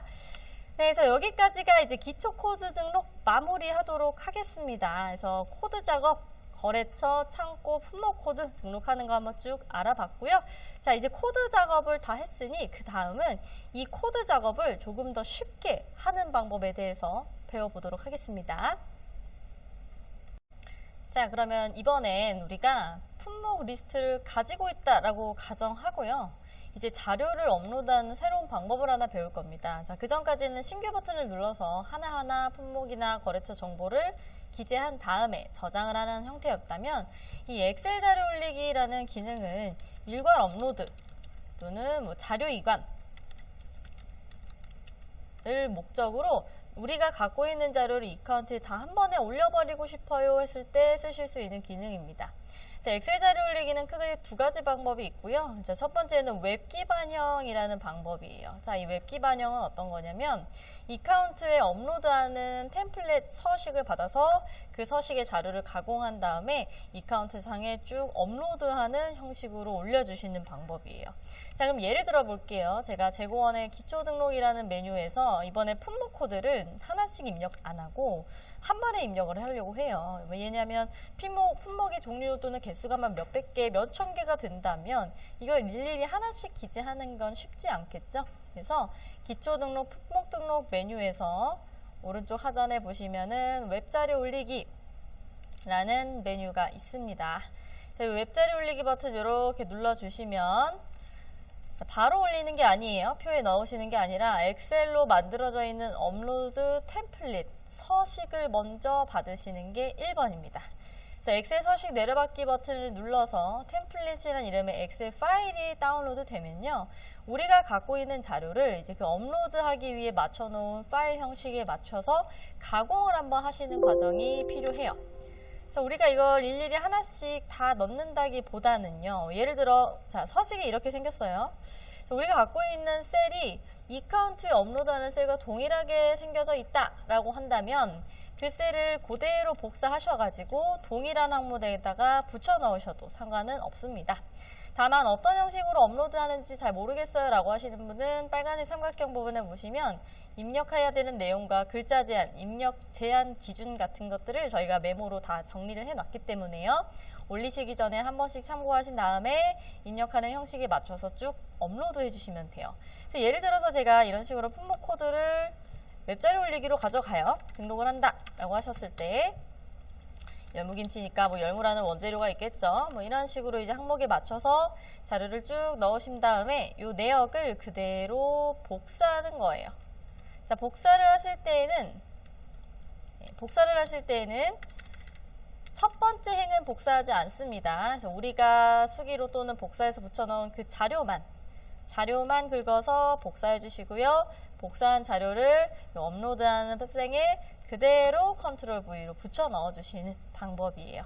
그래서 우리가 갖고 있는 자료를 이렇게 붙여 넣은 형식을 넣은 다음에 저장하시면 갖고 있는 자료를 엑셀을 통해서 일괄로 업로드하는 방법이 첫 번째입니다.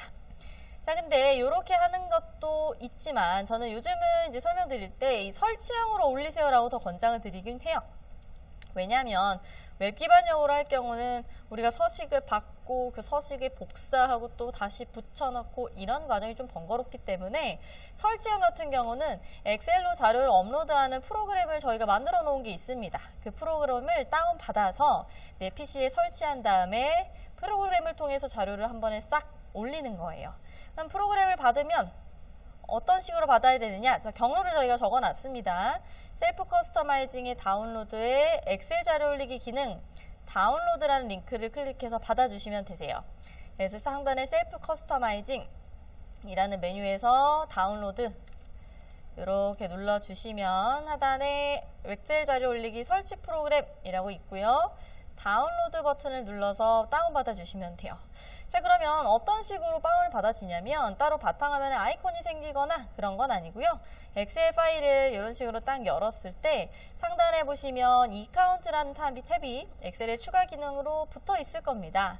이카운트라는 탭이 붙었다면 이카운트 버튼을 누르셔서 로그인 똑같이 하시는 거예요. 그래서 로그인 버튼 이렇게 눌러주시면 어떤 걸 로그인하는 걸 입력하시냐면 웹상에서 우리가 이카운트 ERP를 로그인할 때 넣는 정보를 여기다가 동일하게 넣어주시면 되세요. 약간 칸이 밀렸는데 로그인하는 거랑 똑같아요. 코드, 아이디, 비밀번호. 그래서 제가 코드를 이렇게 넣고요. 그리고 아이디, 비밀번호.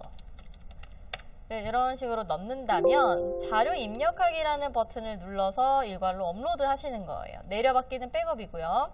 자료 입력하기 버튼 이렇게 클릭하시면 자, 거래처나 품목 코드, 자, 코드 같은 것들도 일괄로 업로드 하실 수 있고요. 뿐만 아니라 회계나 재고, 자, 이건 어떤 거냐면 전표 업로드예요. 그래서 우리가 옛날에 다른 프로그램 쓰고 있었는데 그 프로그램에 입력한 자료 이카운트에 똑같이 찍고 싶어요. 보통 자료를 이관하고 싶다고 말씀을 하시죠. 그런 내역도 마찬가지로 엑셀로 한 번에 쭉 업로드 하실 수 있습니다. 다만 기존 프로그램에서 자료를 받을 때 엑셀 형식으로 받으실 수 있어야 하고요. 두 번째로는 기존 항목이 갖고 있는 그 자료들이 이카운트에 입력하는 항목과 일치하거나 또는 항목에 맞출 수 있는 자료들인지도 한번 확인해 보셔야 되겠죠. 자, 지금은 품목 코드를 제가 한번 올려보려고요. 그래서 기초 코드 중에 품목 등록 메뉴에 들어가서 자, 메뉴를 누르시면 하단에 시트가 이런 식으로 붙어요. 자, 오른쪽에 있는 품목 리스트는 제가 준비해 놓은 거예요. 그래서 보통 이제 고객님들께서 갖고 계신 자료가 뭐 이런 식으로 생겼을 거거든요. 보통은 이제 이름이나 단가나 규격 단위 이 정도는 비슷하게 다 준비를 해 놓으시기 때문에 제가 샘플로 한번 만들어 놨고요. 자, 이 자료를 업로드 할 거예요 라고 하시면 자, 여기가 우리의 원본 자료 그리고 품목 등록이 업로드하는 템플릿이라고 생각을 해주시면 됩니다. 그러면 그 다음은 간단해요. 복사 붙여넣기 과정입니다. 우리가 원래 갖고 있는 자료를 일행을 제외하고 그대로 복사해서 그 행과 동일한 항목에다가 이런 식으로 붙여 넣어주시면 되는 거예요. 그래서 규격, 단위, 품목 구분도 이런 식으로 나와 있어요. 준비를 해놨죠. 이것도 마찬가지로 복사해서 업로드한 시트에 이런 식으로 붙여 넣으시고요. 자, 입고 단가, 출고 단가도 나와 있죠. 자, 입고 단가는 입고 단가라고 만들어져 있는 항목에 붙여주세요. VAT 포함은 말 그대로 이제 부가세를 포함하는 거냐 아니냐라는 걸 넣으시는 거라 금액을 넣는 칸은 아닙니다. 출고 단가 항목도 이런 식으로 붙여 넣고요. 그리고 검색창 내용. 자, 저는 간단하게 지금 하고 있어요. 물론 제가 준비한 자료는 업로드에 좀 최적화해서 좀 약간의 가공을 거친 작업이기는 합니다. 그래서 이런 식으로 그냥 간단하게 그대로 넣고 업로드 할 수 있지만 이제 고객님들께서는 우리가 갖고 있는 자료가 이카운트 항목이 좀 많이 안 맞는다 라고 하시면 저희 쪽 업로드하는 셀에 마우스 올리셨을 때 어떤 식으로 무슨 내용을 입력해야 되는지를 한번 미리 쫙 읽어보시고 업로드 해주시는 걸 권장드리고 있어요. 자, 그리고 나서 자료 전송하기 눌러주시면 끝입니다. 자, 그런데 여기서 잘 보셔야 될 게 자, 이 품목 리스트 우리가 갖고 있는 자료는 지금 구매처랑 안전재고 수량이라는 항목이 있죠. 그런데 지금 우리가 아까 봤던 셀에는 업로드하는 시트에는요. 구매처랑 안전재고 수량이 없어요. 자, 그러면 우리가 갖고 있는 자료는 있는데 이 카운트에 업로드하는 곳에 없어요 라고 하면 엑셀에서 작업을 하시는 게 아닙니다. 자, 우리가 아까 배웠어요. 옵션에서 입력 항목의 탭 이동을 하는 이유는 옵션에서 들어가는 기본 탭에 있는 항목이 엑셀 업로드하는 시트로 들어갑니다 라고 말씀을 드렸죠. 즉 내가 넣는 항목의 시트에 셀이 없다면 엑셀에서 작업을 하시는 게 아니고요. 이카운트 메뉴에 들어가서 작업을 하셔야 돼요. 즉 제가 지금 품목 리스트를 올리고 있으니까 품목 등록 메뉴에서 신규 버튼 클릭하셔서 품목 코드 올리는 이 화면, 입력 화면에 오른쪽에 옵션 버튼을 눌러서 탭 설정을 한번 해주셔야 되는 거예요. 입력하면 설정 이렇게 눌러보시면 기본 탭에 붙이시는 겁니다. 그래서 추가 버튼 이렇게 누르셔서 자, 아까 우리는 있는데 여기는 없었던 게 뭐였죠? 안전재고 수량과 구매처 항목이었죠. 그래서 이렇게 적용하시면 안전재고 수량, 구매처라는 항목이 이런 식으로 추가가 될 겁니다. 위치는 상관없어요. 근데 뭐 저는 갖고 있는 자료가 맨 뒤에 있으니까 기왕이면 우리 자료랑 좀 위치도 맞춰 놓으면 업로드 하실 때 좀 더 편할 수는 있겠죠. 이렇게 저장을 하시면 됩니다.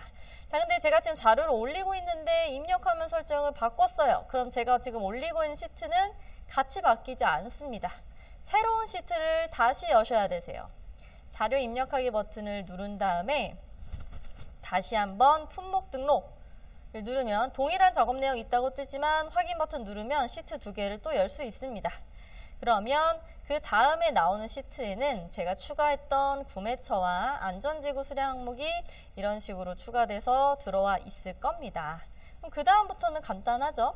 우리가 갖고 있는 그 자료, 자 리스트가 좀 바뀌었지만 결국은 끝에다가 없던 걸 추가했어요. 그래서 이 자료를 그대로 붙여넣고 구매처와 안전재고 수량 여기 있죠. 구매처와 안전재고 수량을 추가적으로 복사해서 추가한 셀에다가 붙여넣고 마지막에 전송하기 버튼 눌러주시면 됩니다. 별 문제 없이 업로드 하셨다면 엑셀에서 작업이 다 끝났을 때 자, 이런 식으로 OK라는 사인으로 오른쪽 끝에 이렇게 쭉 입력이 될 거예요. 근데 지금 보니까 하나는 올라가지 않았나 봐요. OK 사인이 뜨지 않았죠? 왜냐하면은 뭔가 자료를 넣었는데 조금 밀렸나 봐요. 끝쪽이. 그래서 이쪽엔 코드가 없는데 자료가 들어가 있다 라는 의미로 프로그램이 왜 업로드에 오류가 발생했냐 라는 것도 같이 찍어주기 때문에요. 참고하셔서 우리 회사에 원하는 항목도 한번 만들어 보시고 그 항목에 맞춰서 자료도 넣어서 올려 보시고 모든 걸 한번 진행해 주시면 좋을 것 같습니다. 자, 그럼 여기서 OK가 떴으니까요. 다시 한번 이카운트 메뉴에 품목 등록을 들어가 보시면 자, 이런 식으로 이제 우리가 작업했던 코드들이 이카운트 메뉴에도 동일하게 올라가 있는 것을 확인하실 수 있습니다. 그래서 제가 업로드하는 방식은 지금 둘 다 선보였는데 이 두 가지 항목에 올리는 방법에 대한 좀 차이가 있어요. 그래서 이 차이나 또는 그 두 가지 항목의 장점과 단점을 비교한 표가 있으니 참고해 주시면 되겠고요. 엑셀 자료 올리기 주요 기능, 지금처럼 기존 코드를 수정하거나 또는 신규 코드를 등록하고 있었죠. 지금은 또는 과거에 우리가 입력한 판매나 구매 발주 내역을 일괄로 업로드하고 싶다 라고 했을 때 올려주시면 되겠습니다. 자, 그리고 이제 세 번째로는 저는 지금 신규로 올렸는데 등록자료 변경하기라는 것도 해볼 거예요. 자, 왜냐? 내가 품목 코드를 이렇게 쫙 올렸어요. 그런데 여기 보니까 부재료에 단위가 빠졌네요. 그래서 비어있는 내가 아직 올리지 못한 수정해야 될 내역을 변경을 해주셔야 되는데 일단 만약에 한두 개밖에 없다라고 하시면 이카운트 메뉴 오셔서 박스 이거 바꿔야겠다. 이름 누르신 다음에 비어있으면 여기 채워야겠구나. 변경할 거 변경하시고 그대로 저장하시면 되는 간단한 방법이 있어요. 그런데 이렇게 하지 않고 우리가 지금처럼 엑셀로 자료를 쫙 올렸는데 한 번 올릴 때 100개를 올렸어요. 근데 100개를 올리는 과정에 단위를 다 빼먹고 올린 거죠. 그러면 일괄 변경을 정보를 할 수 있나요? 자, 100개를 바꾸려면 하나씩 이렇게 눌러야 되냐? 꼭 그러실 필요는 없습니다. 엑셀을 이용해서 코드에 있는 정보를 변경할 수 있어요. 자, 지금 엑셀 자료 올리기 프로그램 상에서 계속 할 거예요. 자, 여기서 제가 지금은 신규 등록하는 시트로 업로드 했는데 이번에는 자료 입력하기 버튼을 또 눌러서 품목을 새롭게 등록하는 게 아니고요. 밑으로 내려가 보시면 등록 자료 변경하기라고 있습니다. 그래서 이미 등록한 건데 내가 수정할 자료를 엑셀을 통해서도 한 번에 바꿀 수 있어요. 그 중에서 품목 등록 자료 변경하기라는 걸 눌러서요. 그러면 너무 항목이 많으니까 어떤 걸 좀 바꾸고 싶은가요? 라는 것을 선택하는 창이 나옵니다. 근데 여기는 잘 보시면 품목 코드는 선택장에 보이지 않죠? 이 부분도 핵심입니다. 교재에 써놨는데 단 품목 코드는 일괄로 변경을 할 수 없다 라는 점 밑줄을 쫙 쳐주세요. 그래서 품목 코드는 한 번 등록을 하면 그 다음부터 변경은 가능하신데 하나하나 일괄로 하실 수가 없고 일일이 다 하셔야 돼요. 100개를 한 번에 코드 변경을 하실 수는 없고 하나씩 수정을 하셔야 되는 부분이기 때문에 품목 코드는 이런 식으로 일괄 변경은 안 된다 라는 거를 참고해 주시면 되겠고요. 저는 그래도 이름 봐야 되니까 품목명이랑 나는 단위를 빼먹었어요 라고 했을 때 변경해야 되는 항목을 이런 식으로 체크하시고 다음 버튼 눌러주시면 됩니다. 자, 그리고 나서 바로 검색을 해볼게요. 그러면 또 시트가 하나 더 붙었어요. 품목 등록 자료 변경하기. 그래서 우리가 원래 등록했던 내역들이 이런 식으로 되어 있는 건데 내가 변경하고 싶은 게 생겼어요 라고 하시면 이쪽에서 수정할 거 수정하시고 마지막에 자료 전송하기 하시면 내가 수정한 자료로 코드의 정보들이 쫙 덮어 씌우기 형태로 들어갈 겁니다. 기존 내역은 없어지고 제가 지금 수정한 걸로 바뀌어 있을 거예요. 자, 이런 식으로 좀 많은 양의 자료는 엑셀을 통해서 일괄 변경이 가능합니다. 라는 점도 교재를 통해서 한번 살펴봤습니다. 그래서 이카운트 로그인 먼저 하신 다음에 등록 자료 변경하기. 그래서 이렇게까지 일괄 변경하는 방법을 배우면서 이제 업로드하는 부분은 이렇게 마무리하도록 하겠습니다. 자, 그러면 이제 우리가 모든 코드 작업을 다 하고 그 다음에 또 어떤 기본 작업을 해야 되냐면 BOM을 구성하는 작업을 해볼 거예요. 자, 이 BOM은 제조업에서 하는 기초 작업 중에 하나인데요. BOM이라는 건 제품이나 반제품을 생산할 때 우리가 요거 하나 딱 만들 때 원재료랑 부재료가 얼마만큼 투입되나요? 라는 자재 소요 수량을 입력하는 메뉴입니다.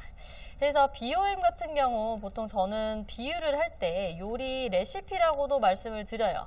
우리 요리 레시피도 1인분의 뭐 떡볶이를 만들려면 떡이 얼마나 들어가고 고추장 얼마나 들어가고 이런 식으로 딱딱딱 정해져 있는 황금 비율이라는 게 있죠. 마찬가지로 BOM도 우리가 제품 하나를 만들기 위해 이런 원재료, 이런 부재료가 몇 개 들어가는지에 대해서 구성하는 작업입니다. 그래서 BOM은 나중에 어떤 식으로 활용하냐면 우리가 생산을 입력하게 될 때 어떤 제품을 생산했어요. 그리고 이 생산에 소모된 원재료가 이만큼 있어요. 라는 걸 하나하나씩 입력하시는 게 아니고 제품 몇 개 만들었어요. 라는 것만 딱 입력하면 레시피에 맞춰서 원재료와 부재료의 재고들이 알아서 자동으로 주르륵 빠지게 되는 재고 수부를 일으켜 줄 수 있기 때문에 생산 내역 입력을 하실 때 조금 더 편해질 수 있겠죠. 아무래도요. 뭐 일일이 계산을 한다라고 하시면 시간적으로도 오래 걸리니까요. 자, 그럼 BOM은 어떻게 구성하는지 한번 보겠습니다. 자, 우리 생산 외주라는 메뉴에 이제 들어가서 BOM 소유량 조회라는 곳으로 들어갈 겁니다.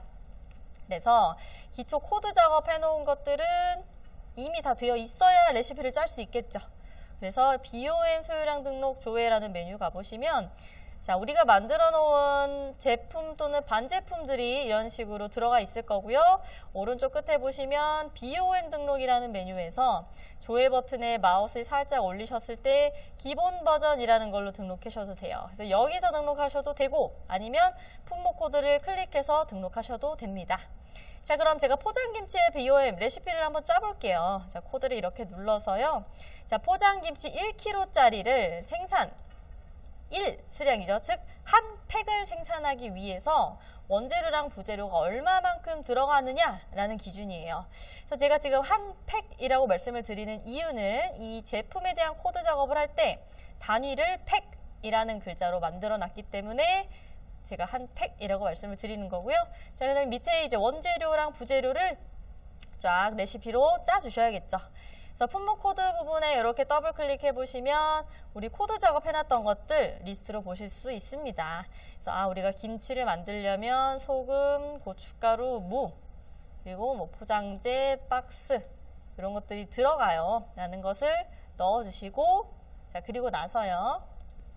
예, 그리고 포장김치, 김치니까 배추도 들어갈 수 있겠죠. 그래서 코드 부분에 저는 배추도 하나 써서 넣어보도록 하겠습니다. 이런 식으로요. 자, 그리고 나서 이제 이 품목이 요 제품 한 팩을 만들기 위해서, 하나를 만들기 위해서 얼마만큼의 수량이 들어가나요? 라는 것을 원재료나 부재료의 단위 기준으로 금액이나 수량을 찍어주시는 거예요. 그래서 수량, 뭐 예를 들어서요. 한 팩이 들어가는데 100g이 들어간다. 근데 단위가 키로죠? 그럼 100을 쓰는 게 아니고 0.1kg 이런 식으로 써주셔야 돼요. 그래서 BOM을 짜시는데 가장 실수를 많이 하시는 게 단위를 제대로 맞춰 놓았나? 라는 걸 많이 헷갈려 하셔서 우리가 생산하는 품목 기준 단위와 투입하는 품목의 기준 단위를 제대로 맞춰서 입력하고 있는지를 중요하게 보시면 되겠습니다. 그래서 뭐 고춧가루는 0.09, 무는 0.1, 소금은 뭐 0.05 이런 식으로 배율에 맞춰서 넣어주시는 거예요. 그래서 포장재 하나, 뭐 박스 하나, 배추는 국내산 뭐 1kg가 들어간다. 이런 식으로 쭉 넣어주신 다음에 저장해 주시면 되세요. 자, 근데 지금 제가 생산 수량을 1 기준으로 BOM을 짰죠. 근데 이거 소수점 너무 많이 생길 것 같은데 꼭 1단위 기준으로 BOM을 짜야 되나요? 라는 질문을 가끔 주시는데 꼭 1로 짜실 필요는 없습니다. 자, 어차피 이카운트에서 BOM은 배율 기준으로 환산이 되기 때문에요. 예를 들어 제가 생산 수량을 100이라고 입력을 해 놓으면 100팩 단위 기준으로 레시피를 짜셔도 돼요. 그렇다고 내가 100 단위로 BOM을 짰다고 생산을 무조건 100 기준으로 하실 필요는 없고, 어차피 제가 50이라고 입력을 해놔도 생산을 잡을 때요 1 기준으로 몇이냐라는 비율에 맞춰서 50의 계산을 찍을 거기 때문에 생산 수량을 꼭 1로 맞춰서 BOM을 짜실 필요는 없다라는 것도 참고해 주시면 좋을 것 같네요. 자, 그리고 나서 저장해 주시면 되겠습니다. 자, 그래서 지금 BOM을 쭉 제가 등록을 했어요. 자, 그리고 나서 이제 우린 또 뭘 볼 거냐면 정전기라고 해서 이제 하나의 제품의 레시피를 짜놨다면 우리가 이 제품의 레시피를 한번 촥 펼쳐서 보고 싶어요. 그리고 원재료에 투입되는 개수를 트리 구조로 보여주는 거예요. 자, 트리 구조라는 건 어떤 거냐면 크리스마스 트리를 잘 생각해 보시면 돼요. 이런 식으로 트리가 돼 있죠. 그러니까 우리가 최상위 제품을 하나를 만들기 위해서 어떤 부품들이 또는 반제품이 원재료가 부분적으로 들어가는지를 한눈에 촥 펼쳐서 보여주는 메뉴입니다. 그래서 제가 지금 넣어놨던 포장김치의 레시피를 오른쪽 끝에 조회 버튼에 정전개 버튼을 눌러서 보도록 하겠습니다. 자, 정전개 버튼 눌러보시면 이런 식으로 레시피가 쫙 짜져 있네요. 그래서 예를 들어 내가 지금 한 팩 기준으로 생산한 걸 레시피로 잡았는데 우리 회사는 이번에 150팩 생산을 한다. 그러면 얼마만큼 원재료나 부재료가 필요할까? 라는 것을 계산도 여기서 해주실 수 있어요. 그래서 적용 버튼 이렇게 눌러주시면 BOM에 맞춰서 알아서 프로그램이 계산해서 찍어줄 겁니다. 그래서 원재료나 부재료를 발주하시는 분들도 대략적인 발주 수량을 이렇게 확인해 보시는 것도 좋은 방법일 것 같네요. 그래서 정전개라는 곳에서 원재료 개수를 트리 구조로 조회한다 라는 부분을 한번 쭉 봤고요.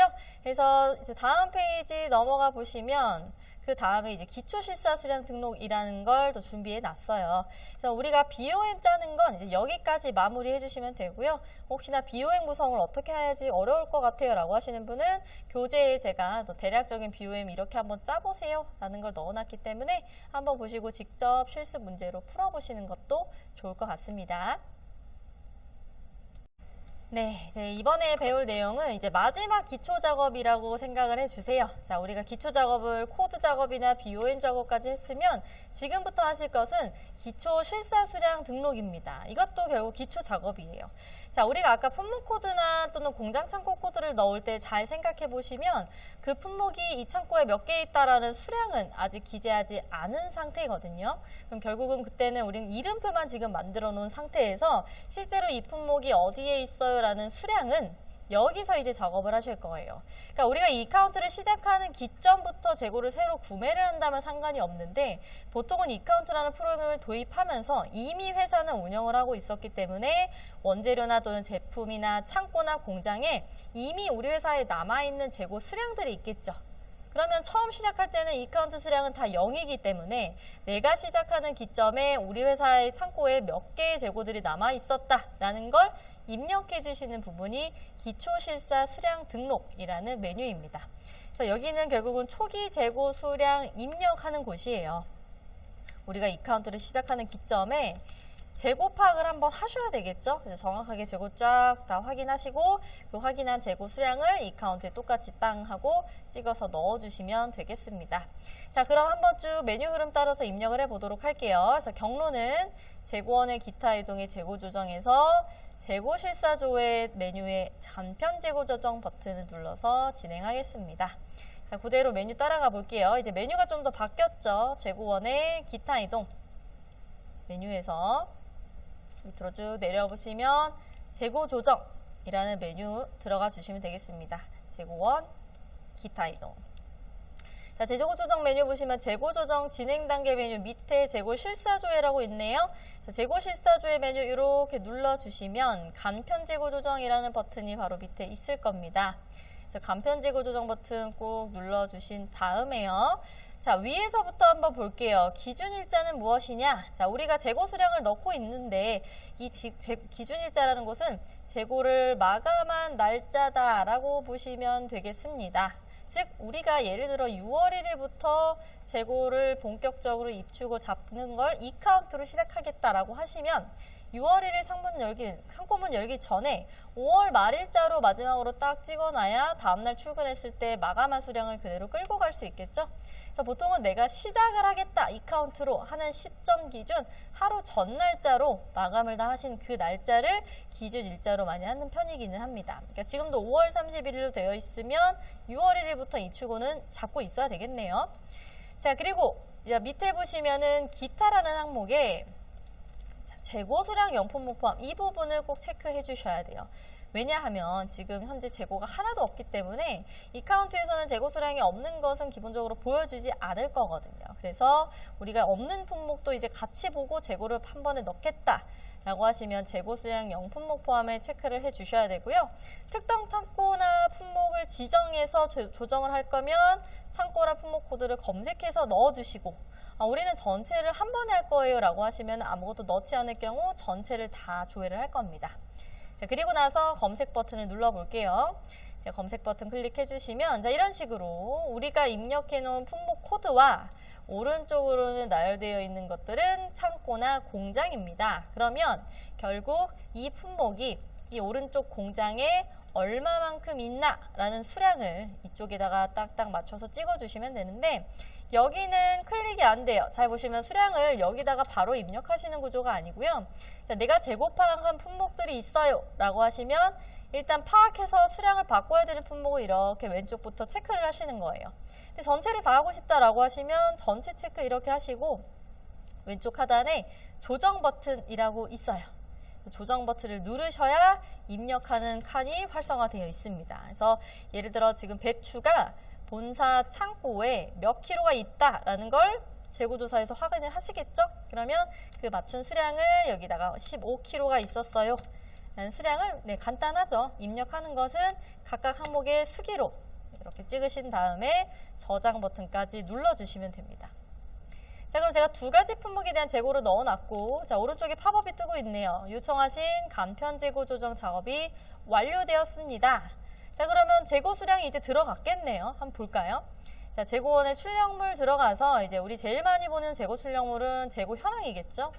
이 재고 현황이 두 개예요. 재고 현황과 창고별 재고 현황. 차이는 재고 현황은 이제 전체 재고를 한 번에 쭉 보여주는 게 기본으로 되어 있고요.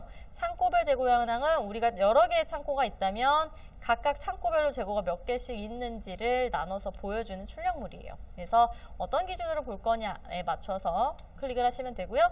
지금 저는 재고를 창고별로 조정을 하고 있었으니까 창고별로 보는 게 좀 더 편하긴 하겠네요. 창고별 재고 현황 들어가서 검색 버튼 이렇게 눌러주시면 아까 제가 넣어놨던 배추랑 소금에 대한 품목을 찍어놓은 그대로 재고 현황에도 나오고 있습니다.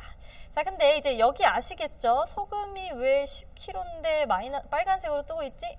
라고 하신다면 이제 오늘 배우신 분들은 아실 거예요. 아, 이건 안전재고 설정을 뭔가 해놓은 게 있는데 안전재고가 10보다는 크기 때문에 지금 뭔가 빨리 발주를 넣어야 되는 상황이라는 것을 프로그램이 빨간색으로 띄어서 보고 있구나. 안전재고 수량 체크를 좀 해봐야겠다.